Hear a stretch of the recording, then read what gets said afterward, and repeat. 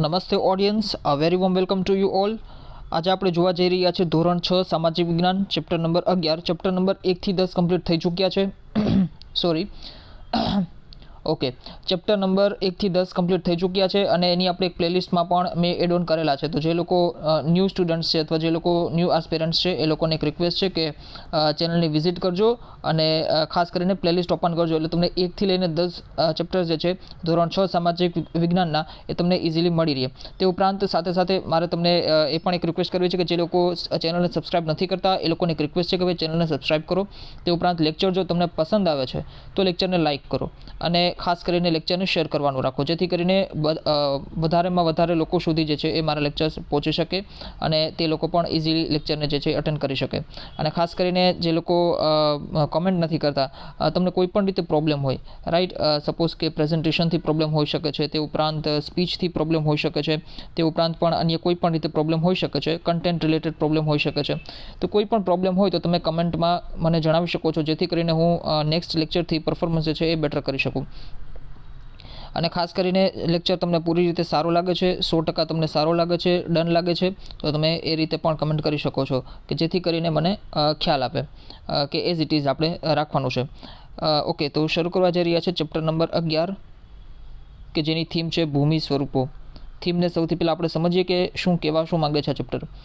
Actually આપણે પાછળ લેક્ચરમાં આપણે જોઈ ગયા, જે ચેપ્ટર નંબર 10 હતું એમાં આપણે જોયું કે ભાઈ અર્થના મેજર ડોમેન્સ હોય છે. ડોમેન્સ મતલબ વિચ મીન્સ કે ભાઈ મૃદાવરણ છે, જલાવરણ છે, વાતાવરણ છે, તે ઉપરાંત જીવાવરણ છે. 4 આપણે ફેઝ અથવા તો જેને કહી શકાય આવરણ, સ્ફેર્સ છે એ આપણે જોયા.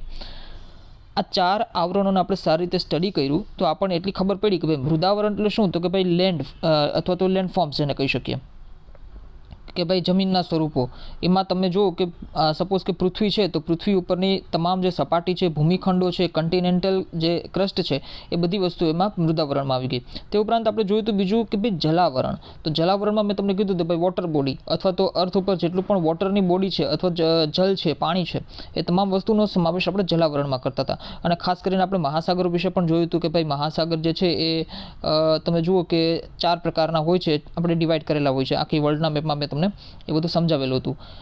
અને કેટલો હિસ્સો પીવાલાયક પાણીનો છે, કેટલો હિસ્સો ખારા પાણીનો છે, એ પણ મેં તમને સમજાવેલું હતું. ત્યારબાદ આપણે જોયું હતું કે ભાઈ વાતાવરણ વિશે પણ આપણે ડીપલી એનાલિસિસ કરેલું હતું કે ભાઈ કઈ રીતે અલગ અલગ જે લેયર્સ હોય છે એટમોસ્ફિયરમાં, તો એના વિશે આપણે જોયેલું હતું. અને ખાસ કરીને ત્યારબાદ જીવાવરણ કે જે કંઈ પણ આ 3 જે ડોમેઇન છે એની અંદર જેટલા પણ જીવસૃષ્ટિ વસેલી છે આ 3ને લીધે પૃથ્વી ઉપર, તે બધી વસ્તુ જીવાવરણમાં આવી જાય છે. એમાંનું આપણે ફર્સ્ટ ડોમેન લઈએ, ફર્સ્ટ આપણે જે સ્ફેર જે છે એને લઈએ કે ભાઈ મૃદાવરણ અથવા તો લિથોસ્ફિયર ઉપર અલગ અલગ ભૂમિના સ્વરૂપો જોવા મળે છે. આ ભૂમિના સ્વરૂપો જોવા શું કામ મળે છે, શું રીઝન છે એનું કે ભાઈ પૃથ્વી ઉપર અલગ અલગ લેન્ડફોર્મ્સ બને છે. ભૂમિ સ્વરૂપો એટલે શું, તો કે ભાઈ ભૂમિ સ્વરૂપો જે છે એ સપોઝ કે પર્વત હોય, તમે તમારી ટેક્સ્ટબુકમાં ફિગર જોઈ શકો છો કે ભાઈ ફિગર તમને આપેલી છે કે ભાઈ 11.1. તો પર્વત બનેલા હોય, ટાપુ હોય, ઉચ્ચ પ્રદેશ હોય, મેદાન હોય, ખીણ પ્રદેશ હોય, બરાબર છે, બધું જ હોય. તો એ બધું ભૂમિના સ્વરૂપોમાં આવી જાય. જે રીતે ભગવાન એક છે, બરાબર છે, પૃથ્વી એક છે, ભગવાન જે રીતે એક છે, બરાબર છે, એના અલગ અલગ સ્વરૂપો હોય અને લોકો એને અલગ અલગ રીતે માનતા હોય છે. તો એ જ રીતે પૃથ્વી એક છે પણ પૃથ્વીના અનેક સ્વરૂપો છે, અથવા તો ભૂમિ એક છે પણ ભૂમિની અંદર ભૂમિના જે છે અનેક સ્વરૂપો છે કે ભાઈ પર્વત સ્વરૂપે ભૂમિ છે, મતલબ આ બધું લિથોસ્ફિયર જ છે. ત્યારબાદ મેદાન સ્વરૂપે છે, ત્યારબાદ પર્વત સ્વરૂપે છે, ખીણ સ્વરૂપે છે. તો એ રીતે ભૂમિના અલગ અલગ સ્વરૂપો છે, સ્વરૂપ વિચ મીન્સ ફોર્મ્સ, બરાબર છે.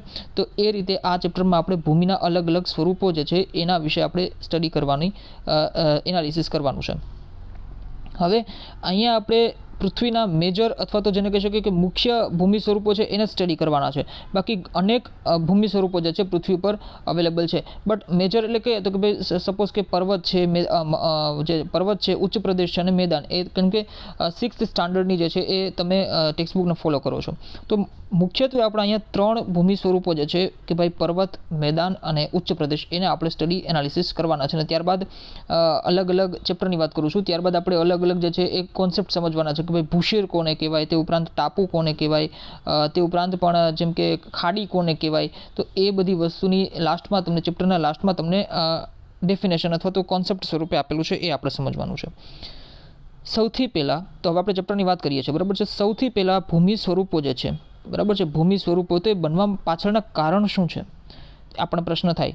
તમારી ટેક્સ્ટબુકમાં આ વસ્તુ નથી આપેલી ડિટેલમાં, પણ હું તમને અહીંયા સમજાવવાની કોશિશ કરું છું કે ભાઈ અલગ અલગ ભૂમિ સ્વરૂપો છે. પર્વત બન્યા, ખીણ બન્યા, તે ઉપરાંત ઉચ્ચ પ્રદેશ બન્યા, મેદાન બન્યા. આ બધી વસ્તુ બનવા પાછળનું કારણ શું છે? પૃથ્વી ધગધગતો અગ્નિનો ગોળો હતો, એ આપણે જાણીએ છીએ. તે ઠંડી પડી, ધીમે ધીમે તે ઠંડી પડી. વરસાદ પણ પડ્યો હશે, બરાબર છે, ગરમીને લીધે વરસાદ પણ પડ્યો હશે. અને આ બધી વસ્તુને લીધે ક્યાંક તમે જુઓ કે ભાઈ ઠંડી પડવાને લીધે ક્યાંક મોટા મોટા ખાડાઓ થઈ ગયા હતા. તો એ ખાડાઓમાં જે છે વરસાદનું પાણી ભરાણું અને તે મહાસાગરોનું સર્જન થયું. અને જે ભાગ ઉચકેલો હતો, ભૂમિનો જે ભાગ જે છે ઉચકેલો હતો, તે ખંડો તરીકે જાણીતા થયા અથવા કન્ટિનેન્ટ તરીકે જાણીતા થયા.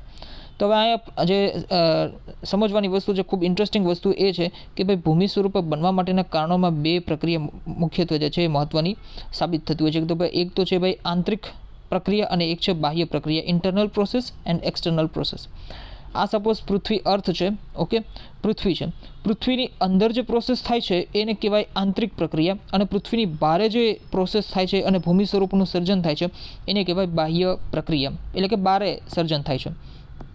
પૃથ્વીની અંદર કેવી રીતે જે છે એ મતલબ પૃથ્વીની અંદર એવી શું પ્રક્રિયા થાય છે કે જેને આપણે આંતરિક પ્રક્રિયા કહીએ છીએ, અને એના લીધે જે સપાટી છે એની બહાર આવેલા જે ભૂમિ સ્વરૂપો છે એમાં ચેન્જીસ આવે છે. તો ભાઈ તમે આ વસ્તુ 9th સ્ટાન્ડર્ડમાં ડિટેલમાં સ્ટડી કરશો થોડું, અને હાયર સ્ટડીઝમાં પણ ડિટેલમાં સ્ટડી કરશો. પણ અહીંયા મારે તમને જે સમજાવવાનું છે કે પ્લેટ્સ હોય, આપણે આ વાત કરી ગયા છે આઈ થિંક ફર્સ્ટ ચેપ્ટરમાં, જિયોગ્રાફીના ફર્સ્ટ ચેપ્ટરમાં જે છે આ વાત કરી ગયા છે કે પૃથ્વી જે છે, પૃથ્વી તો એની જે ક્રસ્ટ છે, ઉપલું જે આ ક્રસ્ટ છે એની નીચે પ્લેટ્સ આવેલી હોય છે, બરાબર છે. ભૂતકતી જેને કહી શકાય શુદ્ધ ગુજરાતીમાં, ભૂતકતી આવેલી હોય છે. આ ભૂતકતી જે છે એ તમે જુઓ કે મૂવ કરતી હોય છે, એટલે કે હલનચલન કરતી હોય છે. કેમ કે પહેલાં આખી પૃથ્વી જે છે, આખી જે પૃથ્વી છે એની અંદર ઘણી બધી ભૂતકતીઓ આવેલી હોય છે, બરાબર છે. આ સપોઝ કે આ પૃથ્વી છે, તો અહીંયા એક ભૂતકતી હોય, અહીંયા એક ભૂતકતી હોય, અહીંયા હોય, અહીંયા એક પ્લેટ હોય, અહીંયા એક પ્લેટ હોય, અહીંયા પણ એક પ્લેટ હોય. સમુદ્રની નીચે પણ પ્લેટ્સ આવેલી હોય અને ભૂમિખંડોની નીચે પણ પ્લેટ્સ આવેલી હોય. પ્લેટનું એક એક્ઝામ્પલ દઉં તો આપણું જે ઇન્ડિયન સબકન્ટિનેન્ટનું એક પ્લેટ હોય, બરાબર છે. ત્યારબાદ આફ્રિકન કોન્ટિનેન્ટનું પણ અલગ પ્લેટ છે. એશિયા કન્ટિનેન્ટ જે છે એનું પણ અલગ પ્લેટ છે. એશિયા ખંડ જે છે એની અંદર ભારત દેશ આવેલો હોવા છતાં ભારત જે છે એની જે પ્લેટની વાત કરો, બરાબર છે, એની ભૂતકતીની વાત કરો તો ભારતની ભૂતકતી અલગ છે, અને ઉપર જે એશિયા જે છે એની પણ ભૂતકતી અલગ છે. ઇન્ડિયન સબકન્ટિનેન્ટ જે છે, ઇન્ડિયન ઉપમહાદ્વીપ જે છે એ આ ઇન્ડિયન ઉપમહાદ્વીપ આમ આફ્રિકાથી છૂટો પડી અને ઉપર જે એશિયાના જેટલા પણ પ્રદેશો છે, એશિયાના આ પ્રદેશો જે છે એનાથી ટકરાઈ અને આ હિમાલય જે છે એ પર્વતનું નિર્માણ થયું છે. એ વસ્તુ આપણે આગળ ડિટેલમાં જોશું. પણ અહીંયા વાત થઈ આંતરિક પ્રક્રિયાની. તો પૃથ્વીની અંદર જે પ્લેટ છે મૂવ કરે છે અને એકબીજા ઉપર ચડે છે, બરાબર છે, જેથી અર્થ જે છે અથવા પૃથ્વી જે છે એનું સરફેસ ક્યાંક અપલિફ્ટ થાય છે, એટલે કે ઉપર ચડે છે, અને ક્યાંક શ્રિંક થાય છે, એટલે કે નીચે ચડે છે. એ પ્રક્રિયા થાય છે એટલે એનાથી લેન્ડફોર્મ્સ બને છે અલગ અલગ. સપોઝ કે આ એક પ્લેટ છે અને આ બીજી પ્લેટ છે, બરાબર છે. આ બંને પ્લેટ જે છે એ એકબીજા સાથે ટકરાય છે, બરાબર છે, આમ નજીક આવે છે અને એકબીજા સાથે ટકરાય છે. ઓકે, તો ટકરાવાથી શું થશે? ક્યાંક તો તમે જુઓ કે આ ટકરાય છે એટલે જે આની જે સરફેસ છે આ બંને એકબીજા સાથે ટકરાણી એટલે સરફેસ જે છે થોડી ઉપર ચડી જાય, બરાબર છે. અને ક્યાંક માની લો કે આ બંને સરફેસ જે છે એક જ છે અને છૂટી પડે છે, બરાબર છે, આમાં અલગ જાય છે, તો આ વચ્ચે જે છે એ તિરાડ પડે છે, અથવા તો જેને કહી શકાય ખીણ પ્રદેશ જેવી રચના થાય છે. તો આ રીતે પૃથ્વીના આંતરિક પ્રક્રિયાથી, પૃથ્વી જે છે એના આંતરિક પ્રક્રિયાથી તમે જુઓ કે ભૂમિ સ્વરૂપો બને છે. મેદાની સ્વરૂપ પણ બનતું હોય છે, તે ઉપરાંત ઉચ્ચ પ્રદેશ પણ બનતું હોય છે, ઘણી બધી વસ્તુ, પર્વત પણ બનતું હોય છે, બરાબર છે. તો હવે બાહ્ય પ્રક્રિયા જે છે એનાથી કઈ રીતે ભૂમિ સ્વરૂપો બને છે? બાહ્ય પ્રક્રિયા એટલે કે ભાઈ જેને કહી શકાય એક્સટર્નલ પ્રોસેસ, પૃથ્વીની જે સપાટી છે એની બહારની પ્રોસેસ. પૃથ્વીની આ ખાસ યાદ રાખજો, બાહ્ય પ્રક્રિયાથી તમે જુઓ કે લેન્ડ સરફેસ જે છે એનું રીબિલ્ડિંગ થાય છે, બરાબર છે. લેન્ડ અથવા તો જમીન જે છે એની જે સપાટી છે, ભૂસપાટી જે છે એનું ફરીથી કન્સ્ટ્રક્શન થાય છે. કઈ રીતે? સપોઝ કે કોઈ પ્લેટ છે, સપોઝ કે કોઈ વરસાદ આવે છે, બરાબર છે, કોઈ સરફેસ છે, પર્વત છે, બરાબર છે. સપોઝ કે વરસાદ આવે છે, તો વરસાદ જે છે એ પર્વતના જે શિખરો હોય, તે ઉપરાંત પર્વતની ઉપર જે મોટા મોટા પથ્થરો હોય, પર્વતની જેને કહી શકાય કે પર્વતના જે ઢોળાવ છે, બરાબર છે, પર્વતના જે ઢોળાવ છે ત્યાંથી વરસાદનું પાણી ટકરાય છે. ટકરાય છે કેમ કે વરસાદ ખૂબ ઊંચેથી આવે છે. હવે આ પાણી ટકરાય છે, પાણીની બૂંદો જે છે ટકરાય છે, એના કારણે અહીંયા જે છે આ જે પર્વતનો ઢોળાવ છે એ ઘસાય છે, એટલે ત્યાં ઘસારણ લાગશે. બરાબર છે. હવે આ ઘસારણને કારણે ઘણી બધી વસ્તુઓ તમે જુઓ કે પાણી પર્વત જે છે એના ઉપર નદી વહેતી હોય છે વરસાદના લીધે. તો આ વરસાદની સાથે ઘસારણમાં આવેલી જેટલી પણ વસ્તુઓ છે એ ધીમે ધીમે નદીની સાથે નીચે આવશે, અને નીચે તમે જુઓ કે જ્યારે નદીને મેદાની પ્રદેશ મળશે એટલે નદી જે છે શાંત થશે, પાણી શાંત થશે, અને આ જે નદીની અંદર જે ડિપોઝિટ આવેલો છે, બરાબર છે, અથવા તો જેને કહી શકાય કે ઘસારણને કારણે આવેલો જે પદાર્થ છે એ ધીમે ધીમે જે આસપાસના જે વિસ્તારો છે, રાઈટ, સપોઝ કે કિનારાના વિસ્તારો છે ત્યાં આ રીતે નદી આમ આવે છે ધીમી પડી, તો આ વિસ્તારો ઉપર જે છે એ બધું પથરાવા લાગશે અને એનાથી એક નવું જ ભૂમિનું સર્જન થશે. જે મેદાની વિસ્તાર જે છે, બરાબર છે, એ વધવા લાગશે. બરાબર છે. એવી ઘણી બધી, આ એક નાનકડું એક્ઝામ્પલ હતું, પણ આવી ઘણી બધી રચનાઓ જે છે એ બાહ્ય પ્રક્રિયાથી થાય છે. તે ઉપરાંત બીજી વસ્તુ એ કે સપોઝ કે માની લો કે પર્વત જે છે, પર્વતમાંથી ઘસારણને કારણે ઘણી બધી વસ્તુઓ નીચે ધસાઈને આવી, તો હવે આ જે પર્વત છે એનું શિખર હોય, તે ઉપરાંત આસપાસના જે ઢોળાવ છે, સ્લોપ્સ છે, બરાબર છે, એમાં પણ ચેન્જીસ આવશે. બરાબર છે. તો બાહ્ય પ્રક્રિયાને લીધે ક્યાંક તમે જુઓ કે નવી ભૂમિનું નિર્માણ થાય છે, મતલબ નવી ભૂમિ સ્વરૂપનું નિર્માણ થાય છે, અને ક્યાંક તમે જુઓ જે જૂનું ભૂમિ સ્વરૂપ છે એમાં ચેન્જીસ આવે છે. આ જે છે એના લીધે સપોઝ માની લો કે એક ઉચ્ચ પ્રદેશ બની ગયો, અને અહીંયા જે સપોઝ માની લો કે રેતિયાળ પ્રદેશ આવી ગયો અથવા મેદાની પ્રદેશ બની ગયો, તો એવી ઘણી બધી વસ્તુ ચેન્જીસ આવતું હોય છે.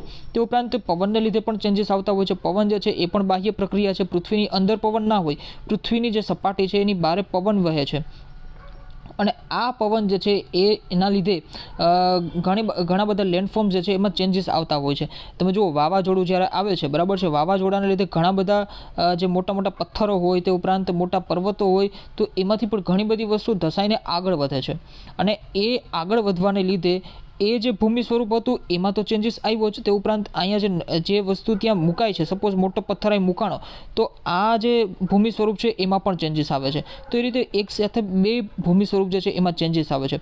બીજી વસ્તુ એ કે આ જે બાહ્ય પ્રક્રિયા છે એના જે મૂળ એજન્ટ કહી શકો, બરાબર છે, કે એના એજન્ટ ક્યાં ક્યાં છે, તો કે ભાઈ રનિંગ વોટર હોઈ શકે, આઈસ હોઈ શકે, વિન્ડ હોઈ શકે, આ બધા જે છે એના એજન્ટ કહી શકો, અથવા તો જેને કહી શકાય, કેમ કે આ જે ઇરોઝન અને ડિપોઝિશનની પ્રક્રિયા થાય છે, બરાબર છે. મેં તમને સમજાવ્યું, શું સમજાવ્યું, તો કે ભાઈ ઇરોઝન અને ડિપોઝિશન એટલે ક્ષરણ, બરાબર છે, અપક્ષરણ અને સમથિંગ ડિપોઝિશનને ગુજરાતી ટર્મ મને આઈડિયા નથી, બરાબર છે, બટ ઇરોઝન અને ડિપોઝિશન જે છે એ બે પ્રોસેસ અહીંયા થાય છે. ઇરોઝન એટલે શું, ફરી એકવાર કે ભાઈ અર્થની જે સરફેસ છે, અર્થની જે પૃથ્વીની જે ભૂસપાટી છે એનું ઘસાવું અથવા તો એનું તૂટવું. અને ડિપોઝિશન એટલે શું, તો કે ભાઈ રેતી હોય, કણ હોય, માટી હોય, પથ્થર હોય, રોક, બરાબર છે, વગેરે જે જગ્યાએથી તૂટ્યા છે તે બીજી જગ્યા પર રિબિલ્ડ થશે. બરાબર છે. એક જગ્યાએથી તૂટ્યા તો પછી એવું નહીં કે ભાઈ અહીંયાથી ગાયબ થઈ જશે. અહીંયાથી તૂટીને પવન દ્વારા અથવા તો બરફ દ્વારા, પાણી દ્વારા, કોઈ પણ અન્ય એજન્ટ દ્વારા એ જે છે કોઈ પણ અન્ય જગ્યાએ પહોંચવાના જ છે. બરાબર છે. તો એના લીધે તમે જુઓ કે એને ડિપોઝિશન કહેવાય. એટલે આ ઇરોઝન અને ડિપોઝિશનની બે વસ્તુ અહીંયા કોન્સેપ્ટ નવા આપણને સમજવા મળ્યા. અને એના એજન્ટ તરીકે તમને કહે કે ભાઈ બાહ્ય પ્રક્રિયા છે એના મૂળ એજન્ટ એટલે કે કોના કારણે આ બાહ્ય પ્રક્રિયા થતી હોય છે. તો જનરલી તમે જુઓ ઘણા બધા એજન્ટ્સ હોય, બટ આપણે 3 થી 4 એજન્ટને યાદ રાખી લેવાના કે ભાઈ વહેતું પાણી હોય, વહેતું પાણી, તો એના લીધે પણ બાહ્ય પ્રક્રિયા જે થાય છે, બાહ્ય પ્રક્રિયાથી ભૂમિ સ્વરૂપોનું સર્જન થાય છે, વહેતું પાણી. તે ઉપરાંત બરફ હોય, તે ઉપરાંત પવન હોઈ શકે, તે ઉપરાંત પણ અન્ય ઘણી બધી વસ્તુઓ અહીંયા રોલ પ્લે કરતી હોય છે. બરાબર છે. તો આ રીતે આપણો જે કોન્સેપ્ટ છે કે ભાઈ ભૂમિ સ્વરૂપ બનવા માટેના કારણો શું છે એ મેં તમને અહીંયા સમજાવવાની કોશિશ કરી. હવે આપણે જોવાના છે ભૂમિ સ્વરૂપના મુખ્ય પ્રકાર, પણ એ પહેલાં આપણે તમારી ટેક્સ્ટબુકમાં થોડી વાંચી લઈએ કે શું કહેવા માંગે છે. પૃથ્વીના પોપડાની અંદર સમયાંતરે હલનચલન થતું હોય છે. આ હલનચલન શું છે એ મેં તમને સમજાવી દીધું. બરાબર છે કે ભાઈ સપોઝ કે આ પૃથ્વી છે તો એની નીચે અંદર ભૂતકતીઓ આવેલી છે, પ્લેટ આવેલી છે, તો એ હલનચલનની વાત કરવામાં આવેલી છે. તો એ જે છે એ જમીનના સ્વરૂપો રચે છે અને બદલે છે. આવો અનુભવ પણ આપણને ભૂકંપના આંચકાઓ દ્વારા, તો ક્યાંક જ્વાળામુખી કે સુનામી જેવી ઘટનાઓ દ્વારા થાય છે. ઓકે, આ તમારે ટેક્સ્ટમાં કહેવા શું માંગે છે કે ભાઈ જમીનના સ્વરૂપો રચે પણ છે અને બદલે પણ છે. મેં તમને હમણાં જે પાછળ જે મેં તમને સમજાવ્યું બાહ્ય પ્રક્રિયા, બરાબર છે, એ વસ્તુ તમારી ટેક્સ્ટબુકમાં જે છે કહેવામાં આવેલી છે કે ભાઈ ક્યાંક તો તમે જુઓ કે જમીનના સ્વરૂપો રચાય છે, નવા સ્વરૂપો રચાય છે, નવા સ્વરૂપો જે છે ભૂમિ સ્વરૂપોનું સર્જન થાય છે, અને ક્યાંક તમે જુઓ કે જે જૂના ભૂમિ સ્વરૂપો છે એ બદલે છે, એમાં ચેન્જીસ આવે છે, એમાં પરિવર્તન આવે છે. મોટા પર્વતો હોય તો એમાંથી ઉચ્ચ પ્રદેશ બની જાય છે, ઉપરનું શિખર કપાઈ જાય અને ટેબલ જેવી રચના થઈ જાય. આપણે જોઈએ જ છે, આપણે આગળ આવશે હમણાં કે ભાઈ ઉચ્ચ પ્રદેશ કોને કહેવાય, એમાં આપણે ડિટેલમાં જોશું. બટ અહીંયા તમે સમજો કે ક્યાંક માની લો કે પર્વત છે, ઉપરનું શિખર કપાઈ ગયું અને વચ્ચે જે છે આ ટેબલ જેવી રચના થઈ ગઈ, બરાબર છે, તો ઉચ્ચ પ્રદેશ બની ગયો. તો એ શું બન્યું? તો ભાઈ પર્વતમાંથી ઉચ્ચ પ્રદેશ બન્યો. અને તે ઉપરાંત ઘણા બધા જે મેદાની વિસ્તાર છે એ રણમાં ફેરવાઈ જતા હોય છે. તમે જુઓ કે, અને હા, ઘણા બધા જે દરિયાઈ જે સમુદ્રની આસપાસનો ઘણો વિસ્તાર જે છે, બરાબર છે, એ પણ રણ પ્રદેશમાં ફેરવાઈ જતું હોય છે. તમે જુઓ કે ભાઈ કચ્છનું જે અત્યારે રણ છે, હાલમાં આપણે જોઈ રહ્યા છીએ કચ્છનું રણ, બરાબર છે, તમારા નકશામાં તમે જોજો તો કચ્છનું રણ જે છે એ દરિયાની ખૂબ નજીક છે, અને વર્ષો પહેલાં, યુગો પહેલાં જે છે એ સમુદ્ર હતો ત્યાં, પણ સમુદ્રના પાણીની જગ્યાએ અત્યારે રણ પ્રદેશ આવી ગયો છે. તો ભૂમિ સ્વરૂપ જે છે એમાં ચેન્જીસ આવે છે, બરાબર છે. એ રીતે ઘણી બધી વસ્તુ આમાં સ્વરૂપોમાં જે છે એ ચેન્જીસ આવતું હોય છે. અને બીજું એ કે ભાઈ આ ભૂકંપના આંચકાઓની વાત કરવામાં આવેલી છે કે ભાઈ ભૂકંપના આંચકાઓ, જ્વાળામુખી કે સુનામી જેવી ઘટનાઓ દ્વારા આપણને આવો અનુભવ થાય છે. તો એ બધી વસ્તુ આંતરિક પ્રક્રિયાને લીધે થાય છે. એ જ્યારે આપણે ડિટેલમાં જોશું કે ભાઈ જ્વાળામુખી, ભૂકંપ હાયર સ્ટાન્ડર્ડમાં, ત્યારે આપણે જોશું કે ભાઈ આંતરિક પ્રક્રિયાઓ જે છે એના લીધે કઈ રીતે પૃથ્વીની સપાટી ઉપર આપણને ભૂકંપના આંચકાઓ અનુભવાય છે.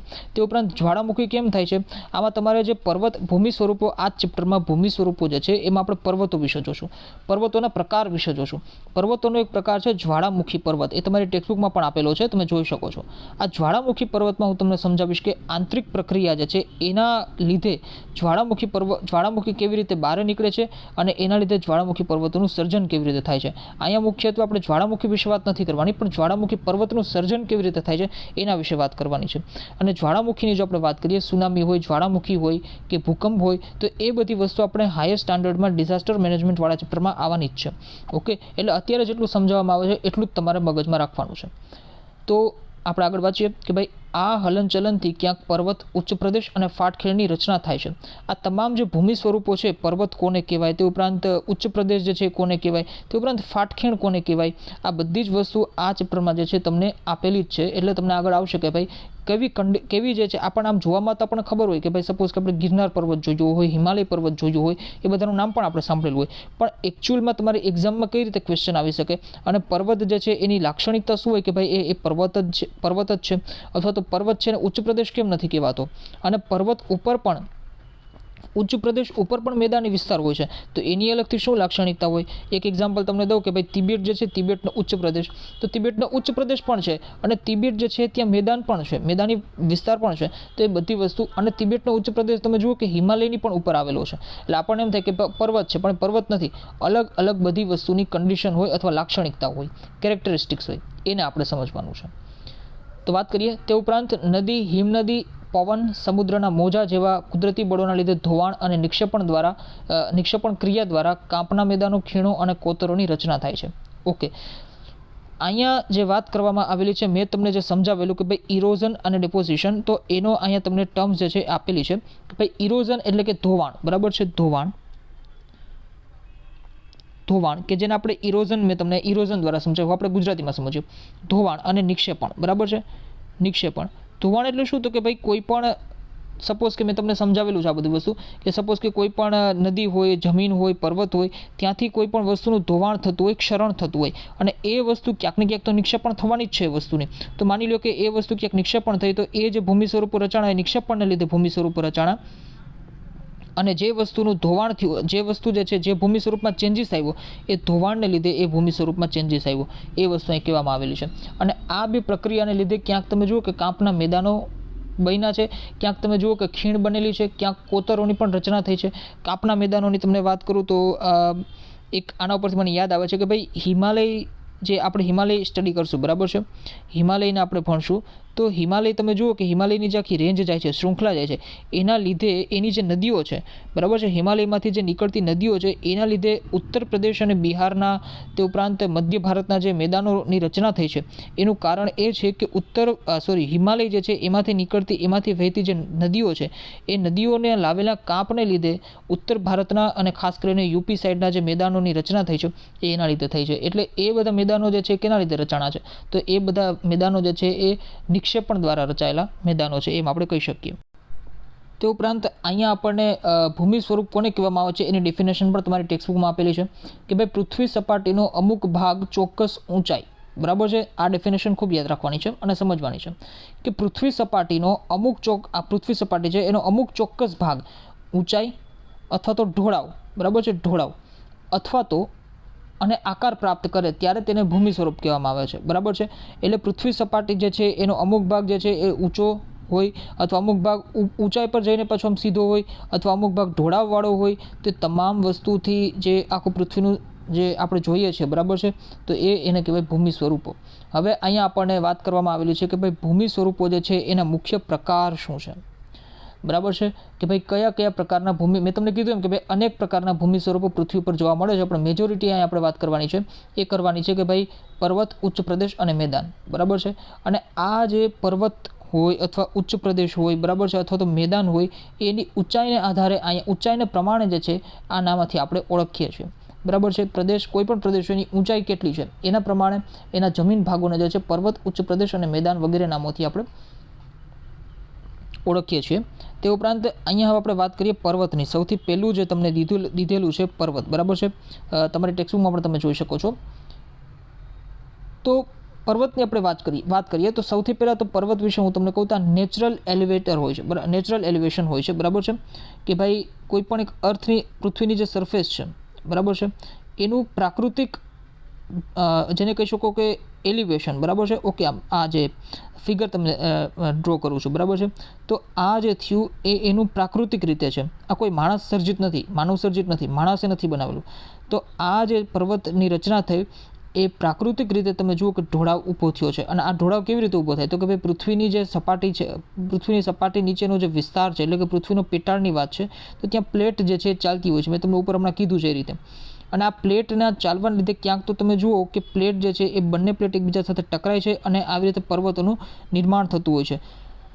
ક્યાંક ગેડ પર્વતનું નિર્માણ થાય, ક્યાંક ખંડ પર્વતનું, ક્યાંક જ્વાળામુખી પર્વતનું અને ક્યાંક અવશિષ્ટ પર્વતનું. બધા જ પર્વત જે છે એ આપણે આગળ સ્ટડી કરીએ છીએ. તે ઉપરાંત પર્વતની જો લાક્ષણિકતાની આપણે વાત કરીએ કે ભાઈ પર્વત હોવાની શું લાક્ષણિકતા હોઈ શકે, તો પર્વત માટે તમે જુઓ કે એનું જે પીક છે, બરાબર છે, અથવા એનું જે શિખર છે એ ખૂબ જ આ રીતે હોવું જોઈએ, બરાબર છે, કે એની જે પીક છે એ ખૂબ જ નાનકડું હોવું જોઈએ. આ એની પીક કહેવાય, ઓકે. તો એ ખૂબ જ ધારદાર અને નાનકડું હોવું જોઈએ. તો એ રીતે તમે પર્વતની એક લાક્ષણિકતા થઈ. તે ઉપરાંત એનો જે બેઝ છે અથવા તો એનો આધાર છે એ ખૂબ જ બ્રોડ હોવો જોઈએ. તમે તમારા માઇન્ડમાં કોઈ પણ પર્વત તમને જાવ તો એનું પિક્ચર તમે સેટ કરી શકો. સપોઝ હિમાલયનું કરી શકો, ગિરનારનું કરી શકો. તે ઉપરાંત પણ તમે તમારી લાઈફમાં ક્યાંય પણ પર્વત ક્ષેત્રમાં ગયા હોય, હિલ સ્ટેશનમાં ગયા હોય, તમે એનું ઓબ્ઝર્વ જે છે એનું મગજમાં ચિત્ર ફિટ કરી શકો છો. એનો જે બેઝ છે એ ખૂબ જ બ્રોડ હોવો જોઈએ. એનું જે બીજી લાક્ષણિકતા એ કે ભાઈ એનું જે પીક છે, એનું જે શિખર છે એ ખૂબ જ સાંકડું હોવું જોઈએ. તો એ રીતે પર્વતની લાક્ષણિકતા મેં તમને કહી દીધી ઇઝી વેમાં. તે ઉપરાંત આની જે આપણે મહત્ત્વની વાત કરીએ, પર્વતોના મહત્ત્વની વાત કરીએ, તો ખાસ કરીને તમે જુઓ કે જે પાણી છે, એનું સ્ટોર હાઉસ છે. કેમ કે પાણી જનરલી તમે જુઓ કે વિશ્વમાં જ્યાં પણથી નદી નીકળે છે એ પર્વતમાંથી જ નીકળતી હોય. આ ઊંચા જે હિલ સ્ટેશન હોય ત્યાંથી જ નદી નીકળતી હોય. મેદાની વિસ્તારમાં મેદાની વિસ્તારમાં જે છે નદી જનરેટ ના થાય, ઓરિજિન ન હોય, બરાબર છે. પાણી અથવા તો નદી જે છે એ પર્વતીય વિસ્તારમાંથી જ આવે. કેમ કે વરસાદ અને ખાસ કરીને જે એના જે ઓરિજિન હોય કોઈ પણ નદીનો એ ઓલવેઝ પર્વત ઉપર જ હોય. તે ઉપરાંત આપણે પર્વતના ટાઈપની વાત કરીએ અથવા તો જેને કહી શકાય કે ક્લાસિફિકેશન કરીએ, એના અલગ અલગ ટાઈપ્સની વાત કરીએ, બરાબર છે, પ્રકારની વાત કરીએ, તો ગેડ પર્વત છે, તે ઉપરાંત ખંડ પર્વત, જ્વાળામુખી પર્વત ને અવશિષ્ટ પર્વત. આ પર્વતોના પ્રકાર છે શું, તો એ આપણે જોવાનો પ્રયત્ન કરીએ. સૌથી પહેલાં તમારી ટેક્સ્ટબુકમાં જે ફિગર આપેલી છે 11.2. ઓકે, ફરીથી બોલું છું, 11.2 નંબરની જે ફિગર છે ગેડ પર્વત, એને તમે એકવાર જોજો. ત્યારબાદ મેં અહીંયા જે રીતે ફિગર મને સુટેબલ લાગી એ રીતે મેં ડ્રો કરવાની અહીંયા ટ્રાય કરેલી છે. હવે તમે અહીંયા જોજો, બરાબર છે. ફિગરને બહુ એ રીતે મગજમાં ન લેતા, પણ હું તમને જે સમજાવવાનો જે કોશિશ કરું છું એ રીતે તમે સમજજો. સપોઝ કે ઓકે, ગેડ પર્વતની વાત કરીએ છીએ. આને બીજું એક આપણે નામ આપીએ છીએ ફોલ્ડ માઉન્ટેન. આ જે નામ છે એ તમને ઇઝી વેમાં સમજાય એટલા માટે દઉં છું, ફોલ્ડ માઉન્ટેન, બરાબર છે. ફોલ્ડ માઉન્ટેન જે ઇંગ્લિશમાં કહેવાય. ફોલ્ડ માઉન્ટેન એટલે કેમ કે ફોલ્ડ એટલે શું તમને બધાને ખબર હશે. સપોઝ કે તમારી પાસે સ્પંચ છે, બરાબર છે. સ્પંચ છે અને સ્પંચને આ સ્પંચ છે. સ્પંચને તમે આ સાઈડથી પણ પ્રેશર દો, આ સાઈડથી પણ પ્રેશર દો, તો આ વસ્તુ શું થશે? આ સાઈડથી પણ પ્રેશર દીધું, આ સાઈડથી પણ પ્રેશર દીધું, તો સ્પંચ જે છે એની જે આ સપાટી છે, સરફેસ છે, એ શું થશે? તો કે આવી રીતે થઈ જશે, રાઈટ. બસ આ જ વસ્તુ જે છે આ ખૂબ જ ઇઝી કોન્સેપ્ટ હતો, પણ ઘણા બધા લોકોને સમજવામાં, મને ખુદને પણ જ્યારે સમજવામાં જે છે ઘણી બધી તકલીફ થતી હતી. ગેડ પર્વત છે શું? તો આ જ છે ફોલ્ડ માઉન્ટેન અથવા ગેડ પર્વત. તો જે રીતે સ્પંચને તમે બે સાઈડથી પ્રેશર દો છો, બરાબર છે, એને દબાવવાની કોશિશ કરો છો, અને તો એની જે સપાટી છે તો એની સપાટી આ રીતે ઊંચી નીચી થઈ જાય છે, અને એ જ છે એ પર્વત છે. આ જે સર્જન થયું એ જ પર્વતનું સર્જન છે. એ રીતે પૃથ્વીની જે સપાટી છે એમાં પણ આ જ રીતે વસ્તુ છે. આનો કોન્સેપ્ટ તમે એક રીતે જોવા જાઓ તો જિયોગ્રાફીમાં, ફિઝિકલ જિયોગ્રાફીમાં જે હાયર સ્ટડીઝ કરતા હોય અને અથવા તો જિયોગ્રાફી ક્ષેત્રે જે લોકોને આગળ વધવું છે, તો આમાં એક કોન્સેપ્ટ આવે છે ટેક્ટોનિક પ્લેટ્સ થિયરીનો, પીટી થિયરી જેને કહેવાય, બરાબર છે. એનો પણ કોન્સેપ્ટ આવે છે કે ભાઈ તમે જુઓ કે બે પ્લેટ છે. આ મેં તમને સમજાવ્યું, ખૂબ ઇઝી વેમાં સમજાવ્યું અને 6th સ્ટાન્ડર્ડના હિસાબથી સમજાવ્યું, પણ થોડું આપણે બ્રોડલી વિચારીએ, બરાબર છે, કેમ કે ઘણા લોકો કોમ્પિટિટિવ્સ માટે પણ આ લેક્ચર્સને જોતા હોય છે. તો થોડું આપણે બ્રોડલી વિચારીએ તો સપોઝ કે અર્થના જે સરફેસ છે એની નીચે પ્લેટ્સ તરતી હોય છે, મેં તમને કીધું એમ. તો કોન્ટિનેન્ટલ ક્રસ્ટ કહેવાય, બરાબર છે ને, અથવા તો પ્લેટ્સ કહેવાય. હવે સપોઝ કે આ એક પ્લેટ છે અને અહીંયાથી આ એક પ્લેટ છે. આ બંને પ્લેટ જે છે એ ટકરાય છે એકબીજા સાથે, અને જે નબળી પ્લેટ છે, બરાબર છે, એ નીચે ધસી જાય છે. નબળી પ્લેટ એટલે કમ્પેરેટિવલી નબળી, એકદમ નબળી ના હોય, કમ્પેરેટિવલી તુલનાત્મક રીતે આપણે કહીએ છીએ કે ભાઈ સપોઝ કે આ એ પ્લેટ છે, આ બી પ્લેટ છે, અને આ એ અને બે બંને અથડાય છે અને બી પ્લેટ જે છે નીચે જાય છે, બરાબર છે. તો હવે જ્યારે નીચે જાય છે, ઓકે, આ પ્લેટ જ્યારે આમ નીચે જાય છે અને આ પ્લેટ જે છે એ ઊંચી ચડી જાય છે, બરાબર છે. એના લીધે જે છે પર્વતોનું નિર્માણ થતું હોય છે. એના લીધે ઘણા બધા પર્વતોનું જે છે એ નિર્માણ થતું હોય છે, અને એ જ રીતે આ જે પર્વતોનું નિર્માણ થયું એને આપણે કહીએ છીએ ગેડ પર્વત, બરાબર છે. એને આપણે શું કીધું? તો કે ભાઈ ગેડ પર્વત. આટલી સિમ્પલ વસ્તુ અહીંયા સમજવાની છે. એટલે કહેવાનો મારો મતલબ એ છે કે બંને પ્લેટ આવીને ટકરાઈ જાય અને ફોલ્ડિંગ થઈ જાય, બરાબર છે. એથી એનું નામ પડી ગયું ફોલ્ડ માઉન્ટેન. ફોલ્ડ થઈ ગયું, બરાબર છે, તો એનું નામ પડી ગયું ફોલ્ડ માઉન્ટેન. તમારી ટેક્સ્ટમાં વાંચીએ, મોટે ભાગે સમુદ્ર તળિયાના પ્રદેશો, બરાબર છે. સમુદ્રનું જે સી લેવલ જે છે, સમુદ્ર જે છે એના તળિયાની વાત કરવામાં આવેલી છે. તો સમુદ્ર તળિયાના પ્રદેશો કે જળાશયોના તળિયે એકત્ર થયેલા નિક્ષેપમાં બંને બાજુએથી દબાણ આવતા કરચલીઓ કે ગેડ પડે છે. તેના ઉર્ધ્વ વળાંક એટલે કે આમ વર્ટિકલ, બરાબર છે, વર્ટિકલ સાઈડ એનું જે વળાંક લીધો, બરાબર છે, ટર્ન લીધો, તો ઉર્ધ્વ વળાંકને આપણે શિખર તરીકે ઓળખીએ, અને અધો વળાંક જે છે એને ખીણ કે તળેટી સ્વરૂપે જોઈ શકાય છે. આ વસ્તુ તમારી ટેક્સ્ટબુકમાં અલગ ડેફિનેશનથી સમજાવેલી છે, એ પણ આપણે સમજાવી દઉં તમને કે ભાઈ એમાં વાત કરવામાં આવેલી છે કે ભાઈ સમુદ્ર તળિયાના પ્રદેશો કે જળાશયોના તળિયે એકત્ર થયેલ નિક્ષેપ જે છે, બરાબર છે. નિક્ષેપ એટલે શું? તો કે ભાઈ અલગ અલગ ડેપોઝિશનને લીધે આવેલી વસ્તુઓ, બરાબર છે. એના લીધે બંને બાજુએથી દબાણ આપવું, સ્પંચવાળું એક્ઝામ્પલ જ યાદ રાખવાનું. બંને બાજુએથી તમે દબાણ આપ્યું, એ દબાણ ક્યાંથી આવે છે? બરાબર છે, એ નીચે આ પ્લેટ જે તરતી હોય છે એના લીધે બંને પ્લેટ એકબીજાની નજીક આવવાની કોશિશ કરે છે, એના લીધે આ બધું થતું હોય છે ઉપર, બરાબર છે. અને આ જ્યારે વસ્તુ દબાણ આપે ત્યારે કરચલી જેવી રચનાઓ પડે છે, જેમ સ્પંજમાં કરચલી પડે છે એ જ રીતે જમીન સપાટી જે છે એના ઉપર કરચલી જેવી રચના પડે છે અને ફોલ્ડ થઈ જાય છે, ગેડ પડે છે. તો આ જે ઉર્ધ્વ વળાંક થયો, બરાબર છે, આ જે ઉર્ધ્વ વળાંક થયો એને આપણે શિખર કહીએ છીએ. આ શિખર થઈ ગયું ઉપરનું, અને આ જે છે, બરાબર છે, અધો વળાંક એને આપણે ખીણ અથવા તો તળેટી સ્વરૂપે જોઈ શકીએ છીએ. તો એ વસ્તુ તમને અહીં સમજાવવામાં આવેલી છે. તે ઉપરાંત એક્ઝામ્પલ પણ આપેલા જ છે. એક્ઝામ્પલની જો વાત કરીએ તો ભાઈ એશિયા જે છે, બરાબર છે, એશિયાની આપણે વાત કરીએ તો એશિયામાં હિમાલય, યુરોપમાં આલ્પ્સ, उत्तर अमेरिका में रॉकीज और दक्षिण अमेरिका में एंडीज दुनियाना मुख्य गेड पर्वतो है। तमारी पासे जो एटलस होय बराबर है तो त्यां तमे जोई शको छो, त्यां तमे ऑब्जर्व करी शको छो कि भाई दुनियाना नक्शामां सौथी पहेला तो एशिया क्यां आवेलुं छे अने एशियामां भारत देशमां तमे जुओ एकला भारतमां ने हिमालय जे छे ए घणा 4 થી 5 देशों में विस्तृत है, केम के पहला भारतीय उपमहाद्वीप कहवातो बराबर है, अखंड भारत एक हतुं पण हवे अलग अलग कंट्री बनी गया। तो हिमालयनी जो आपणे हिमालयनी श्रृंखलानी जो बात करीए, हिमालयन रेंजनी जो बात करीए तो आ रीते आखुं जे छे ए खास करीने फोल्ड माउंटेन है। हवे भारतना नक्शामां तमे जुओ, ओके भारतना नक्शामां तमे जुओ, just a minute wait, okay चलो आ तमने अहींया भारतनो नक्शो आपेलो छे बराबर है। आ जे आखी रेंज है ए हिमालयन रेंज है, ओके आ हिमालयन रेंज है। केवी रीते बनी हशे मैं तमने कीधुं एम कि भाई आ जे आखो जो एरिया हतो बराबर है भारतनो, आ जे आखो एरिया हतो ए अलग हतो, ए आफ्रिका साथे जॉइंट हतो अने आ उपरनो जे एशिया है ए पण अलग हतुं। हवे बईनुं थाय छे आ बधुं हजारों करोड़ों वर्ष जूनी बात है बराबर है। आ भारतीय उपमहाद्वीपनी प्लेट तरती तरती तरती तरती जे छे ए अहींया उपर आवे छे, राइट उपर आवे छे अने खास करीने आ जे एशियानी प्लेट है बराबर है एने मळी जाय छे, एने मळे छे एटले आ हिमालय पर्वतनुं जे छे सर्जन थाय छे। वच्चे समुद्र होय छे बराबर है, वच्चे जे छे ए समुद्र होय छे। आ जे एरिया है ए समुद्रनो एरिया होय छे पण समुद्રના जेने कही शकाय के सपाटी बराबर है जे निक्षेप रहेलो होय छे, आ निक्षेप जे छे ए उचकाणो केम के बे प्लेट एकबीजा साथे मळी गई एटले उचकाणो अने एना लीधे आखी हिमालयन जे श्रृंखला है, हिमालयन जे रेंज है एनुं निर्माण थयुं हशे एवी घणी बधी थ्योरीज जे छे ए जियोग्राफीमां होय छे बराबर है। आई होप के तमने बधाने सारी रीते समजमां आवतुं हशे। ते ज रीते वात करेली छे के भाई यूरोप बराबर है, तो खास करीने तमे जुओ कि यूरोप बराबर है तो यूरोप में जे छे ए आल्प्स पर्वत आवेलो छे। आमां बराबर मेप आपेलो नथी एटले तमे तमारी पासे जे एटलास है एमां तमे सारी रीते जोई शको छो। ते उपरांत उत्तर अमेरिका में जे रॉकीसनी पर्वतमाळा है अने दक्षिण अमेरिका में एंडीज जे छे ए दुनियाना मुख्य गेड पर्वतो छे, गेड पर्वतो जे छे एमां एनी गणतरी थाय छे। तो आ रीते तमारे समजवानुं छे। फोल्ड माउंटेन आई होप के तमने खूब सारी रीते समजमां आवी गयुं हशे। ते उपरांत जो तमने केम के आ टेक्निकल सब्जेक्ट छे, आखो फिजिकल जियोग्राफी भौतिक भूगोळ जे छे ए खूब ज टेक्निकल छे, तेम छतां कोઈને डाउट होय अथवा समझमां न आवेलुं होय तो कृपा करीने कमेंट करवा विनंती। तमे कमेंट करशो तो मने ख्याल आवशे कि हुं जे समजावुं छुं ए परफेक्ट समजावुं छुं अथवा तो बराबर समजावुं छुं, ओके। अने तेम छतां पण कोई प्रॉब्लम होय तो तमे सारी रीते एने कमेंट करी शको जेथी करीने हुं समजावुं। अने हाँ बीजी वस्तु कि जे लोको सब्सक्राइब नहीं करता, ओके ए लोकोने मारे एक रिक्वेस्ट है कि कृपा करीने सब्सक्राइब करवानुं राखो। तमे एक बात समझो गाइज, तमे एक बात समझो कि सपोज के तमे कोई कोचिंग एकेडमी जॉइन करो छो, राइट।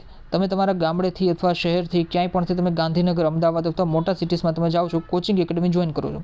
ए कोचिंग एकेडमी तमे जॉइन करो छो तो एनी पाछळनुं रीजन शुं होय छे तो कि कां तो ए लोकोए मोटा मोटा जे छे पोस्टर्स अथवा तो फोटोग्राफ जे सक्सेसफुल स्टूडंट्स है पोतानी एकेडमीमांथी निकळेला एना ए लोकोए फोटोग्राफ अथवा तो जेने कही शकाय कि एडवर्टाइजमेंट करेली होय छे। ते उपरांत तमारा फ्रेंड्स है ए तमने त्यां लई जवा माटेनो रिक्वेस्ट करता होय अथवा तो कन्विन्स करता होय छे बराबर है कि भाई फलाणी इंस्टिट्यूट जे छे ए खूब सारी छे अने त्यां तमे केम के तमे फील्डमां नवा छो बराबर है, तमे आ फील्डमां नवा छो, कोईपण कॉम्पिटिटिव एक्जामनी तैयारी करो छो ए फील्डमां तमे नवा छो अने अथवा तो तमे स्कूलमां छो तो पण तमने कोई आइडिया नथी, तमे मात्र ने मात्र लोकोनुं कहीने अने एडवर्टाइजमेंट जे छे सांभळीने जोईने तमे एक कोचिंग इंस्टिट्यूटमां तमे एडमिशन लई ल्यो छो। हवे एक कोचिंग इंस्टिट्यूटमां तमे धोरण 6 थी लईने 10 अथवा तो 12 सुधीनी सामाजिक विज्ञाननी बुक समझवा माटे तमे सारी एवी फीस पे करो छो बराबर है। अने तेम छतां पण घणा लोको जे छे एने संतोषकारक रीते समझवा नथी आवतुं तो पण ए लोको यूट्यूब अथवा तो कोई पण अन्य एकेडमीनी जे एप्लिकेशन होय एनो यूज करता होय छे अने एनुं सब्सक्रिप्शन लेता होय छे बराबर है। तो हुं तमने ए ज कहेवा मांगु छुं तो पण तमने संतोष नथी थतो अने तो पण लाखो लोको जे छे ए एक्जामनी तैयारी करे छे अने निकळे छे मात्र ने मात्र 200 થી 300 लोको, 200 થી 300 स्टूडंट्स बराबर है। तेम छतां तमे त्यां लाखों रुपया फीस पे करो छो, हजारों रुपया फीस पे करो छो अने सब्सक्रिप्शन ल्यो छो बराबर है।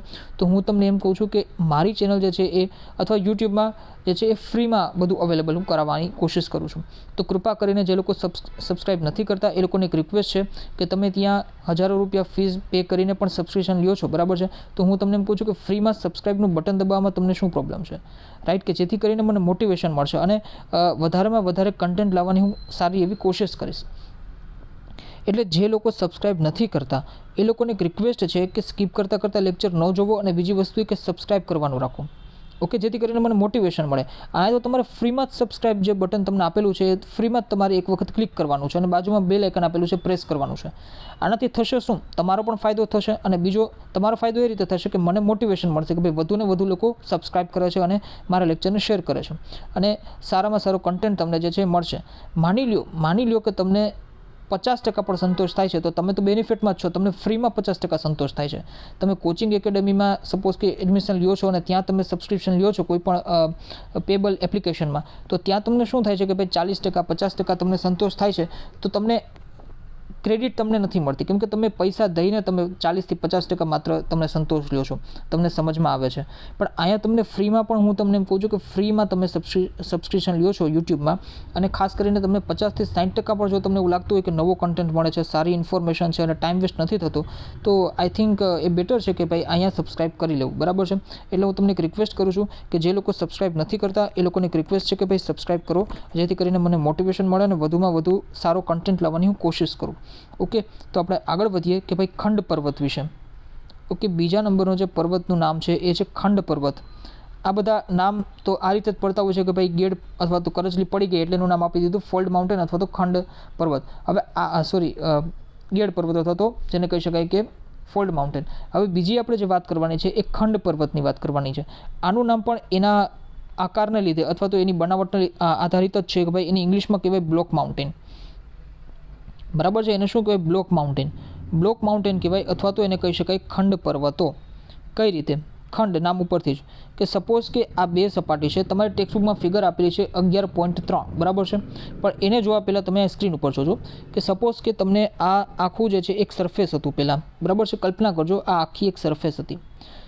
હવે બને છે એવું કે પૃથ્વીની ભૂગર્ભિક અથવા તો આંતરિક હલનચલનને કારણે, મેં તમને કીધું એમ ભૂગર્ભિક અથવા આંતરિક હલનચલનનું નામ હું બોલું એટલે તમારે સમજી લેવાનું કે બે પ્લેટ્સ જે છે એના વચ્ચે ક્યાંક ને ક્યાંક ટકરાવ થતો હશે અથવા તો દૂર થાય અથવા તો નજીક આવતી હશે. બટ અહીંયા બને છે એવું કે બે પ્લેટ જે છે એ એકબીજાની દૂર થાય છે, બરાબર છે. કમ્પેરેટિવ સ્ટડી કરવાનું. ગેડ પર્વતમાં શું હતું, અહીંયા જ આપણે માઇન્ડને સ્ટોપ કરવાનું અને સમજી લેવાનું કે ભાઈ ગેડ પર્વતમાં આપણે શું જોયું હતું તો કે બે પ્લેટ છે એકબીજાને મળતી હતી એટલે બધી વસ્તુ જે છે ઉચકાતી હતી. સ્પંચને આપણે દબાવતા હતા એટલે જે છે કરચલી પડતી હતી. આમાં થશે એવું કે બે પ્લેટ જે છે એ દૂર થાય છે. હવે દૂર થશે એટલે તમે જુઓ ક્યાંક ને ક્યાંક વચ્ચે જે આખું સરફેસ આખું જે જમીન છે એ તૂટવાની કોશિશ કરશે, બરાબર છે.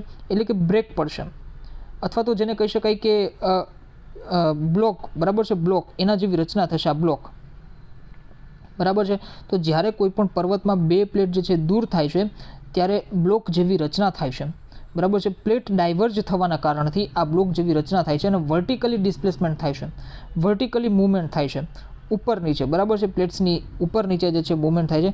એના લીધે તમે જુઓ કે બ્લોક માઉન્ટેન જેવી રચના થાય છે. ફરી એકવાર આપણે સમજવાની કોશિશ કરીએ. સપોઝ કે આખું એક સરફેસ હોય છે, બે પ્લેટ જે છે એ આમ દૂર થાય છે સિમ્પલ ભાષામાં, બરાબર છે. તો પૃથ્વીના આંતરિક ભૂગર્ભિક હલનચલનને કારણે, મૂવમેન્ટને કારણે જે છે અથવા તો ખંડ પર્વત જે છે બ્લોક માઉન્ટેન અથવા તો ખંડ પર્વત જે છે એની રચના થાય છે.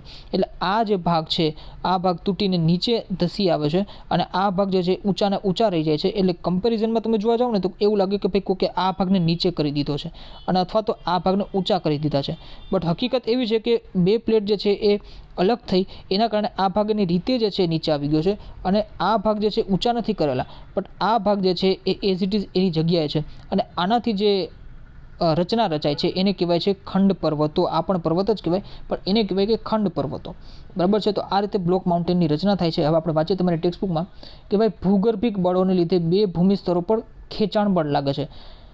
પહેલામાં ફોલ્ડ માઉન્ટેનમાં અથવા તો ગેડ પર્વતમાં શું થતું હતું તો કે ભાઈ ગેડ પડતી હતી, અહીંયા ખેંચાણ બળ લાગે છે ત્યારે તેમાં તિરાડ કે ફાટ પડે છે, બરાબર છે. તિરાડ પડી જાય અથવા તો ફાટ પડી જાય છે. આથી આજુબાજુનો ભાગ જે છે એ બેસી જાય છે અને વચ્ચેનો ભાગ જે છે સ્થિર રહે છે. તો એ ખંડ પર્વત જે છે, ખંડ પર્વત અને નીચે બેસી જતા ભાગમાં જે છે ફાટખેણ રચાય છે. જર્મનીનો જે હોર્સ્ટ પર્વત છે તેનું શ્રેષ્ઠ ઉદાહરણ હોવાથી આવા પર્વત જે છે એને હોર્સ્ટ પર્વત આપણે કહીએ છીએ, બરાબર છે.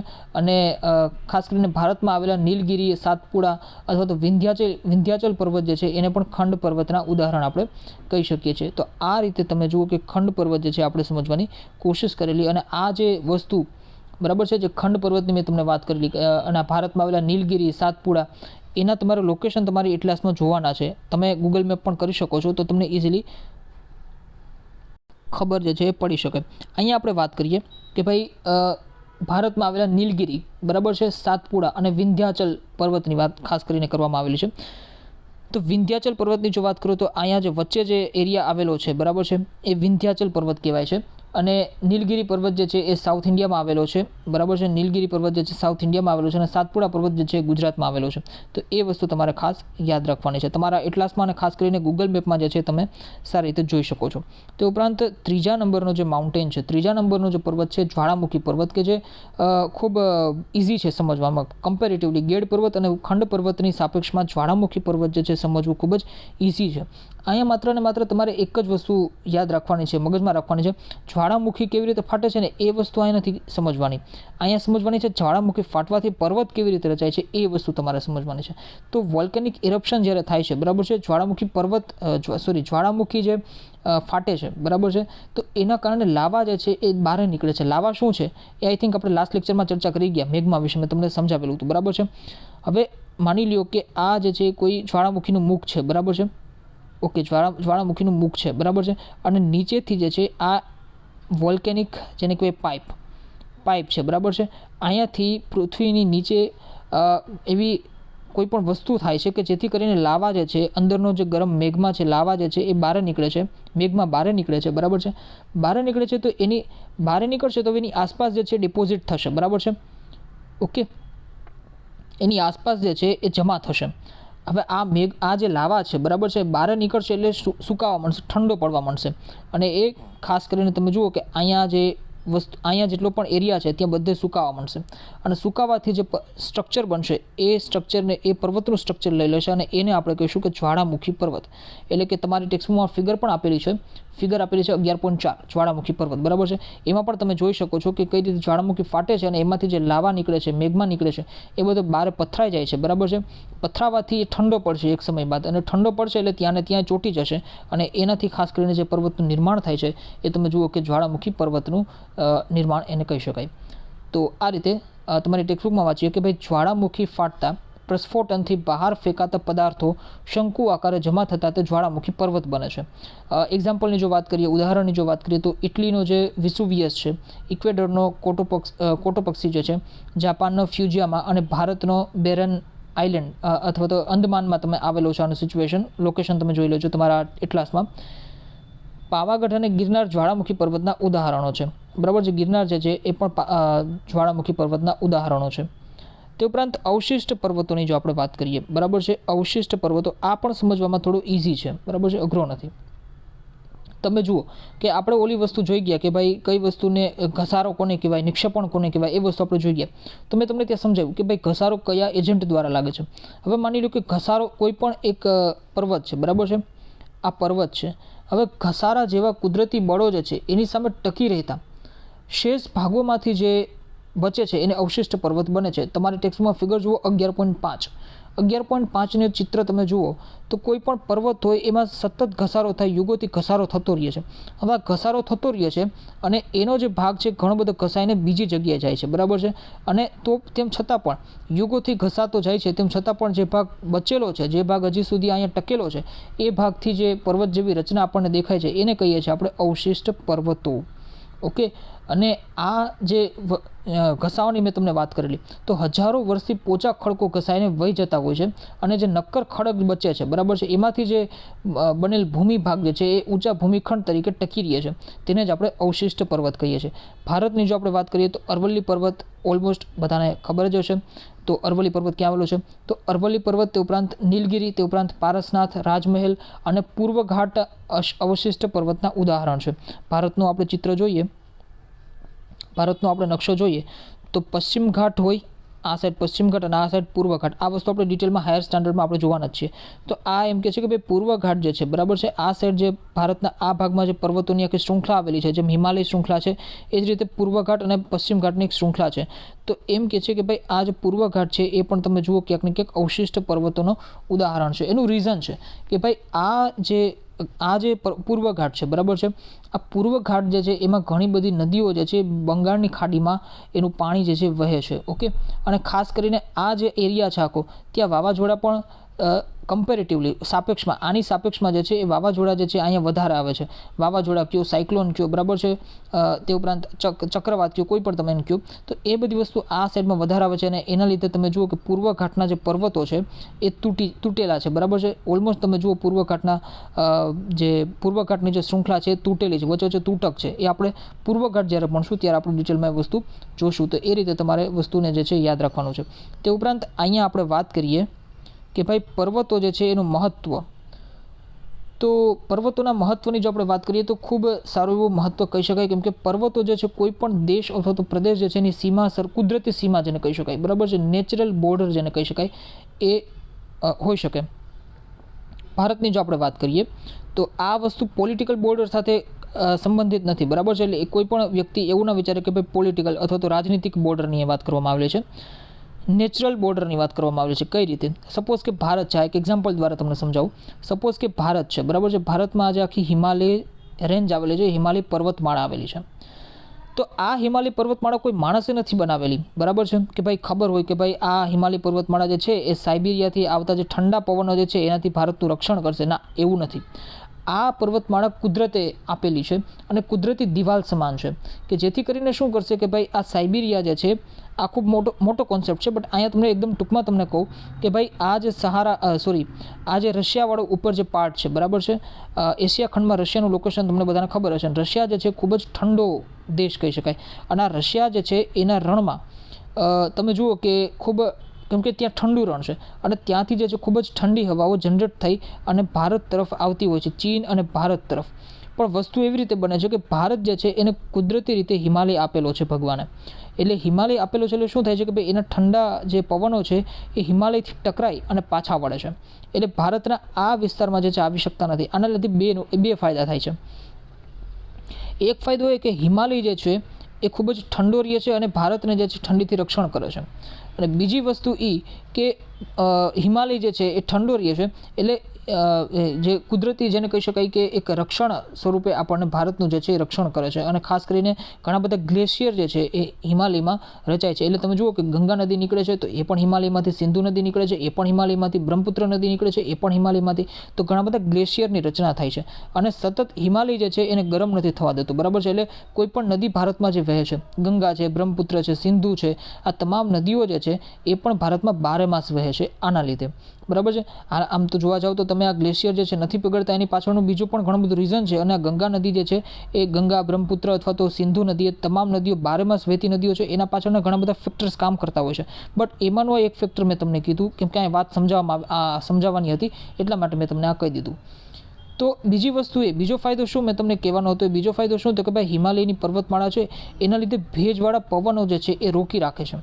ઓકે, તો ભારત જે છે એમાં સપોઝ કે ઓકે આ વરસાદવાળો જે ક્લાઇમેટવાળો જે આબોહવા આપણે ભણશું તો ત્યાં આપણે વધારે ડિટેલમાં જોઈશું. પણ અહીંયા આપણે જોઈ લો કે ભારતમાં વરસાદ પડે છે કેવી રીતે. તો વરસાદ પડવાની 2 બ્રાન્ચ હોય છે, બરાબર છે. 2 બ્રાન્ચથી ભારતમાં 2 શાખાઓથી ભારતમાં વરસાદ પડે છે. એક તો જેને કહેવાય કે અરબ સાગરના મોસમી પવનો અને બીજા જે છે એ બંગાળની ખાડીના મોસમી પવનો. આ બંને બ્રાન્ચ, આ બંને શાખાઓ જે છે એ હિન્દ મહાસાગરના મોસમી પવનોની શાખાઓ છે, ડિસ્ટ્રીબ્યુટ થઈ જાય છે, વિભાજન થઈ જાય છે. હવે બંને શાખાઓ ભેજવાળા પવનો જે છે એ ભારતમાં વરસાદ આપે છે. ભારતના ચોક્કસ વિસ્તારમાં ચોક્કસ બ્રાન્ચ જે છે એ વરસાદ આપે છે. હવે આ જે ભેજવાળા પવનો છે એ આગળ જાય છે, આ રીતે આગળ જાય છે પણ પર્વતોથી ટકરાય છે. હિમાલયના પર્વતો જે છે એનાથી ટકરાય છે અને ખાસ કરીને ઉત્તર પ્રદેશ અને બિહાર કે ઉત્તરાખંડ કે આ બધા પ્રદેશોમાં જે છે પુષ્કળ માત્રામાં વરસાદ આપી અને ખાલી થઈ જાય છે, ભેજ એનો ઠાલવી દે છે. એટલે એ રીતે શું બનશે કે ભાઈ ભેજવાળા પર્વતો જે છે એ આગળ નથી જતા. તમને બધાને આઈડિયા હશે કે ભાઈ ભેજવાળા પવનો જે છે, અત્યાર સુધી પર્વતો બોલતો હતો તો સોરી. ઓકે, તો આવી બધી મિસ્ટેક જે સિલી મિસ્ટેક છે, પવનોની જગ્યાએ પર્વત બોલાઈ જાય. આની પહેલાંના લેક્ચરમાં પણ આઈ થિંક મારાથી મિસ્ટેક થઈ ગઈ હતી કે ભાઈ સૂર્ય અને પૃથ્વી વચ્ચેનું જે ડિસ્ટન્સ છે ત્યાં હું 15,000 કિલોમીટર બોલ્યો હતો. ઓકે, તે મને બાદમાં રિયલાઇઝ થયું હું લેક્ચર જોતો હતો ત્યારે. તો આ બધી જે સિલી મિસ્ટેક છે એ બધી તમારે અવોઇડ કરવાની, ઠીક છે. કેમ કે સ્પીડમાં બોલતા ક્યારેક 15 કરોડ કિલોમીટરનું 15,000 કરોડ કિલોમીટર થઈ જાય. તો પર્વતની જગ્યાએ પવન બોલે જાય, પવનની જગ્યાએ પર્વત બોલે જાય. તો આ બધી જે સિલી મિસ્ટેક છે એ તમારે અવોઇડ કરવાની અને તમારે જે હું શું સમજાવવા માંગુ છું એના વિશે તમારે ધ્યાન દેવાનું. ઓકે, તો હું જે બોલું છું ભેજવાળા પવનો, ઓકે પવનો, ઓકે. તો આ જે ભેજવાળા પવનો છે એ ભેજવાળા પવનો પર્વતોથી ટકરાય અથવા કોઈ પણ ઊંચા વિસ્તારથી ટકરાય એના કારણે તમે જુઓ કે વરસાદ પડે છે. આમાં પણ એક નવો કોન્સેપ્ટ આગળ સમજવામાં આવશે કે સપોઝ કે પર્વત છે, તો આ સાઈડથી પવનો આવે છે તો પર્વતના આ ઢોળાવ ઉપર ખૂબ જ વધુ વરસાદ હોય છે, જ્યારે આ સાઈડનો જે ઢોળાવ છે એ ત્યાં વરસાદ નહીં હોય અથવા નહીવત માત્રામાં આવશે. ઓકે, તો આ એરિયા જે છે એ ખૂબ જ સંકટગ્રસ્ત હશે અથવા દુષ્કાળગ્રસ્ત હશે અને આ એરિયામાં ખૂબ જ પૂર આવે વિસર્જન પણ થતું હોય છે. તો આ વરસાદવાળા ચેપ્ટરમાં આપણે ડિટેલમાં જોશું ઓકે કે કોને વાતાવિમુખ કહેવાય અને કોને વાતાભિમુખ કહેવાય, પણ અહીંયા વાત આવેલી એટલે મેં તમને સમજાવેલું. તો આ રીતે પર્વતોની આપણે વાત કરીએ છીએ તો પર્વત જે છે એ કુદરતી બોર્ડર અથવા કુદરતી દિવાલ સમાન છે. ઠંડા પવનોથી રક્ષણ પણ કરે છે, તે ઉપરાંત ભેજવાળા પવનોને રોકી અને જે તે વિસ્તારમાં ખૂબ જ વરસાદ પણ આપે છે. તે ઉપરાંત પર્વતો જે છે એ નદીના ઉદ્ગમ સ્થાન પણ હોય છે. મેં તમને વાત કરેલી કે ભાઈ કોઈ પણ પર્વત જે છે એ ઓલમોસ્ટ નદી જે છે બરાબર છે એના ઉદ્ગમ સ્થાન હોય છે, બરાબર છે. પર્વતોના આપણે મહત્વની વાત કરતા હતા, સ્લાઇડ ઉપર આવી જઈએ પાછા. ઓકે, તો પર્વતો જે છે એ નદીના ઉદ્ગમ સ્થાન છે કે કોઈ પણ ઊંચા ટેકરી ઉપર જ કોઈ પણ નદીનું ઉદ્ગમ સ્થાન હોય. સિંધુ નદી લઈ લ્યો, બ્રહ્મપુત્ર લઈ લ્યો, ગંગા લઈ લ્યો, તે ઉપરાંત પણ ગોદાવરી લઈ લ્યો, કોઈ પણ નદી તમે લઈ લ્યો, એ આપણે નદીવાળા ચેપ્ટરમાં આપણે ડિટેલમાં જોશું.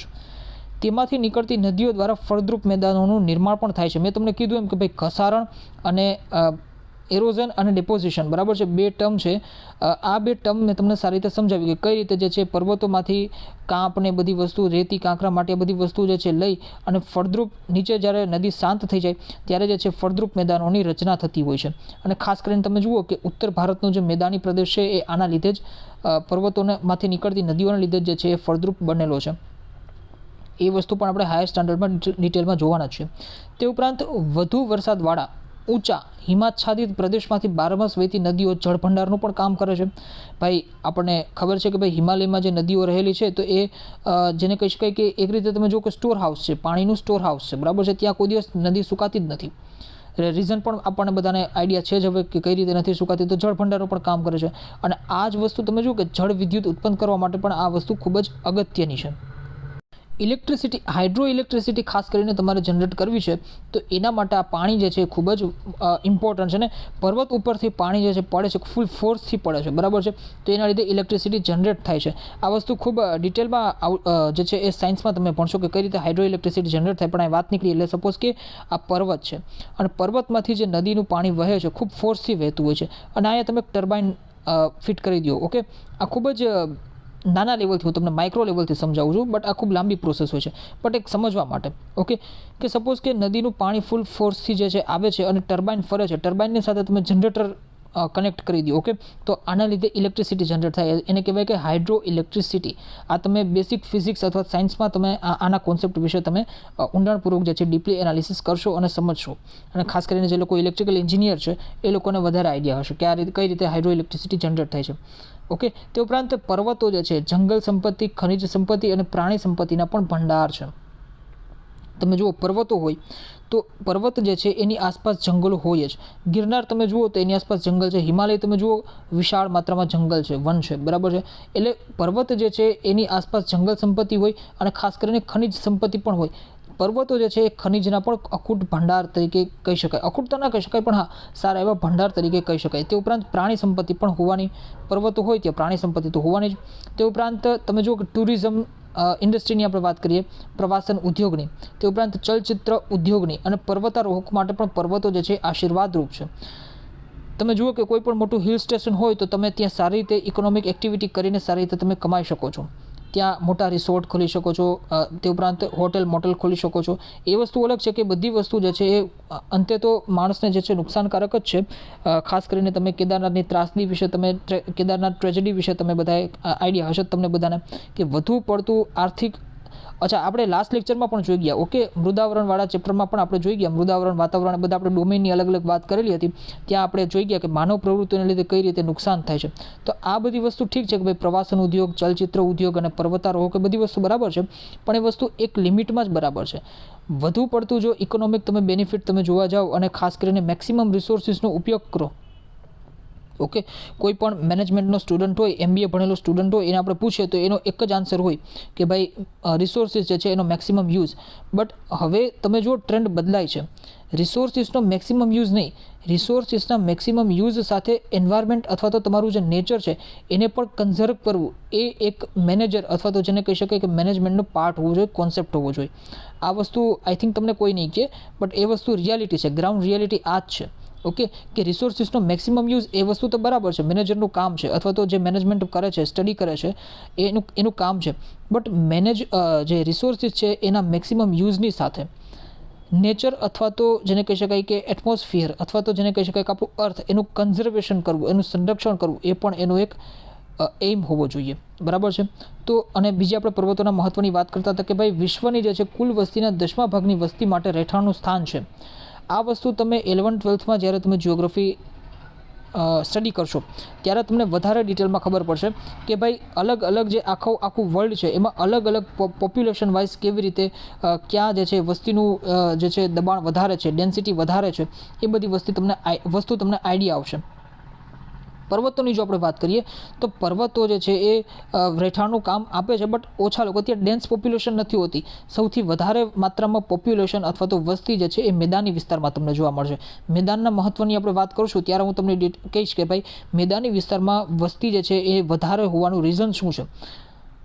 ખાસ કરીને પર્વતીય વિસ્તાર જે છે, બરાબર છે, તો એમાં જે વસ્તી રહે છે એ ખૂબ જ જૂની વસ્તી અથવા તો વર્ષોથી યુગોથી રહેતી આવતી વસ્તી જે છે એ જ ત્યાં રહી શકે. નવા લોકો જે છે મેદાની પ્રદેશમાંથી પર્વતીય વિસ્તારમાં રહેવા ન જઈ શકે કેમ કે ટેવાયેલા નથી. બરાબર છે. અને ખાસ કરીને વસ્તીની જો આપણે વાત કરીએ તો મેદાની વિસ્તારમાં વસ્તી, મેં તમને કીધું એમ કે ભાઈ વધારે ત્યાં જે સ્ટે કરી શકે છે પોપ્યુલેશન. તે ઉપરાંત તમારી ટેક્સ્ટબુકમાં આટલું જાણું કરીને એક ટેબલ આપેલું છે, એ આપણે જોઈએ કે ભાઈ મેક્સિકો જે છે વિકસિત શહેરની વાત કરવામાં આવેલી છે અને એ કયા દેશમાં આવેલા છે, ખાસ કરીને પર્વત ઉપર આવેલા છે, ઊંચાઈ ઉપર આવેલા છે, એટલા માટે અહીંયા તમને વાત કરવામાં આવેલી છે. તો મેક્સિકોની જો વાત કરીએ તો મેક્સિકો દેશમાં આવેલું છે અને એની ઊંચાઈ જે છે 2300 મીટર. આ તમે તમારા મેપ એટલાસમાં જે છે એ તમે જોઈ શકો છો. ઓકે, તમારી પાસે જે એટલાસ છે અથવા તો તમારી પાસે લેપટોપ હોય, મોબાઈલ હોય તો એમાં તમે જોઈ શકો છો ગૂગલ કરીને. બરાબર છે કે ભાઈ મેક્સિકો જે છે મેક્સિકો દેશમાં આવેલું છે, એની ઊંચાઈ આપેલી છે. તે ઉપરાંત ક્વિટો જે શહેર છે એ ઇક્વેડોરમાં આવેલું છે. તે ઉપરાંત બગોટા કોલંબિયામાં આવેલું છે. અને ખાસ કરીને આપણું મેં અહીંયા તમારી સ્ક્રીન ઉપર પણ એટલા માટે લઈ લીધું જે મેપ આપેલો છે એશિયાનો, એ કે ભાઈ લેહ, બરાબર છે, લેહ ભારતમાં આવેલું છે. લેહ ક્યાં આવેલું છે તો કે આ જમ્મુ કાશ્મીર જે છે, ઓકે, જમ્મુ કાશ્મીર, તો અહીંયા જે છે એ લેહ શહેર આવેલું છે. આ લેહ શહેર જે છે એ ખૂબ ઊંચાઈ પર આવેલું છે, 3500 મીટરની ઊંચાઈ પર આવેલું છે અને ભારતમાં આવેલું છે. બરાબર છે. લદ્દાખ જેને કહી શકાય કે યુટી, બરાબર છે, યુનિયન ટેરેટરીમાં આવેલું છે. લદ્દાખ જે છે એ કોઈ સામાન્ય રાજ્ય નહીં પણ યુનિયન ટેરેટરી છે. તે ઉપરાંત લાસાની જો વાત કરીએ, તિબેટ, બરાબર છે, ચીન, અહીંયા તમે જુઓ ચીન, તિબેટની વાત કરવામાં આવે છે, આ એરિયા, ત્યાં લાસા શહેર આવેલું છે, તો એ પણ ખૂબ ઊંચાઈ ઉપર આવેલું છે. અને ખાસ કરીને લાપાસ જે બોલિવિયામાં આવેલું છે એ પણ 3640 મીટરની ઊંચાઈ પર આવેલું છે. તો આ રીતે આપણે પર્વતોનો અહીંયા સારી રીતે સ્ટડી કર્યું, એક એક વસ્તુ આપણે જોઈ. બરાબર છે. પહેલાં તો આપણે ભૂમિ સ્વરૂપ જે છે એની થીમ સમજી. તે ઉપરાંત મેં તમને સમજાવેલું કે ભાઈ ભૂમિ સ્વરૂપ બનવા માટેના કારણ શું છે, જે તમારી ટેક્સ્ટબુકમાં જે છે પ્રોપર રીતે નથી આપેલા. બરાબર છે. તો મેં અહીંયા ક્લાસિફિકેશન કરીને સારી રીતે તમને સમજાવવાની કોશિશ કરી. તે ઉપરાંત ભૂમિ સ્વરૂપ જે છે એના મુખ્ય પ્રકારની આપણે વાત કરીએ કે ભાઈ 4 પ્રકારના ભૂમિ સ્વરૂપો હોય: ગેડ હોય, ખંડ હોય, જ્વાળામુખી હોય અને અવશિષ્ટ પર્વતો હોય. અને ખાસ કરીને ગેડ પર્વતો વિશે આપણે પર્વતો જે છે એના ક્લાસિફિકેશનની આપણે વાત કરીએ અને 4 પર્વતોને જે સમજવાની વાત કરી અને ખાસ કરીને પર્વતોના મહત્ત્વની આપણે વાત કરેલી. હવે આપણે જે નેક્સ્ટ લેક્ચર આપણે જે આવશે, બરાબર છે, એમાં આપણે શું જોશું તો કે એમાં આપણે જોશું ઉચ્ચ પ્રદેશ વિશે. બરાબર છે. ઉચ્ચ પ્રદેશ, તે ઉપરાંત મેદાની પ્રદેશ અને અલગ અલગ જે કોન્સેપ્ટ આપેલા છે. બરાબર છે. લાસ્ટ સ્લાઇડમાં અહીંયા તમે જોઈ શકો છો અલગ અલગ જે કોન્સેપ્ટ આપેલા છે કે ભાઈ કોને ઉપસાગર કહેવાય, કોને અખાત કહેવાય, ભૂશીર કોને કહેવાય, આ બધી વસ્તુ વિશે આપણે નેક્સ્ટ આવનારા લેક્ચર્સમાં આપણે જોવાના છીએ. તો thank you for watching the lecture. અને જે લોકોને એક રિક્વેસ્ટ હજી એકવાર છે કે ભાઈ જે લોકોએ સબસ્ક્રાઈબ નથી કરેલું તો કૃપા કરીને તમે સબસ્ક્રાઈબ બટન દબાવો. તે ઉપરાંત લેક્ચરને લાઇક કરો જો તમને ખરેખર પસંદ આવે છે અને શેર કરો. અને હા, ગઈકાલનો જે લેક્ચર છે, બરાબર છે, ચેપ્ટર નંબર 10, બરાબર છે, 10મા ચેપ્ટરમાં વ્યૂઝ જે છે ખૂબ જ ઓછા થયા છે. એનું રીઝન શું છે? ઓકે, ઓલમોસ્ટ લોકોએ જોયું જ નથી. એનું રીઝન શું છે? અથવા તો તમને લોકોને ટાઈમ નથી મળતો. અને હા, ઘણા એ પણ તમે લોકો કમેન્ટ કરી શકો છો કે ભાઈ કયા ટાઈમે લેક્ચરને અપલોડ કરવું. ઓકે, જેથી કરીને મને આઈડિયા આવે. ચેપ્ટર નંબર 10 જુઓ, તમે ઘણા લોકોએ જોયું જ નથી, બરાબર છે. તો એ ચેપ્ટરને તમે હજી સુધી નથી જોયું તો તમે એને જોઈને આવજો અને ત્યારબાદ આ ચેપ્ટરને તમે જોજો.